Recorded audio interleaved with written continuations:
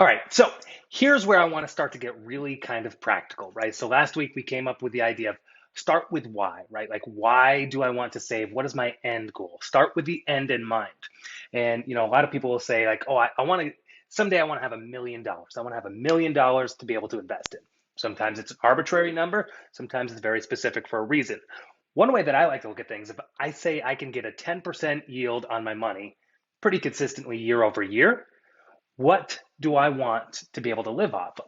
So picture this. If you get to that $1 million mark, if that's your mark, and you can get a 10% yield on that money, I love easy math, then that's $100,000 a year. What would my life look like living off $100,000 a year? This is where you have to kind of pull everything all together, right? So in the beginning days, we talked about how to set up your finances so that you're not just increasing your expenses at a pace that outpaces your income. So a $100,000 lifestyle can mean different things. If I have, $1,000 a month car payment, a $5,000 a month house payment, like that's going to mean something different. But when you fast forward 25 years, is your house paid off, car paid off, those sort of things? Are you making those decisions? And then what would $100,000 worth of income look like? Does that look good or does that look bad?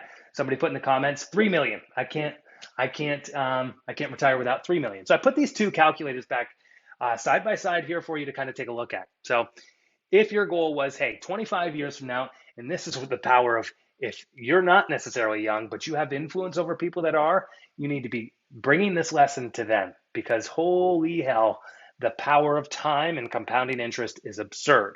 But let's say you're looking 25 years out. If you're 20 years old, you could be looking a lot further out. But anyways, let's just assume that you have 25 years to try to build up and amass before you want to quote unquote retire. What would you need? So $1 million for a lot of people sounds like it's out of reach. I could never get $1 million. But I wanted to go through this exercise to show you, if you were looking to grow to $1 million in savings, what do I need to do to get there? It's $663 a month. Now you have something that's very practical. Oh, it's also helpful to know how the hell did I get to this? And it was starting with a $20,000 initial investment. For some of you, that might seem like a lot of money and you have to save up to kind of get there. For some of you, like, oh, I could start with more than 20,000 right now. So this has to be pulled into the individual. But so I just put a $20,000 baseline to start. If you have $20,000 to start, put it into a fund that grows at 10% a year. How long would it take as you're continuing to put more money in? And you'd have to save up to get to that $1 million, $663.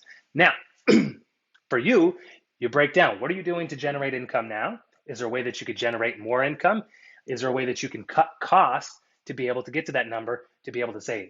Hopefully you guys are all saving something now to begin with, but if not, better now. It's always better to have started early, but better to start today than never, right? So now this gives you a very practical, stepwise approach to, like, that's what my goal is, $1 million. I'm going to start with 20,000. What do I have to do to start to get to that $20,000? And then what do I need to do every month to be able to put money away? And again, there's two sides to that equation. Are you smoking cigarettes?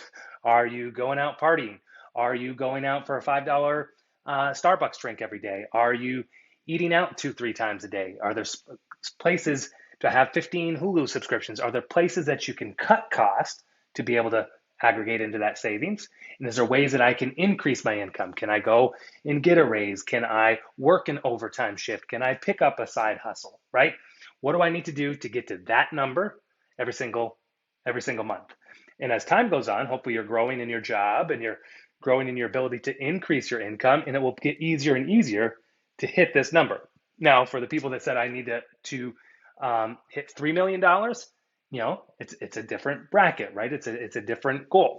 Now, so much can be gone into the individual situation in terms of, why is that number, how to start with that number.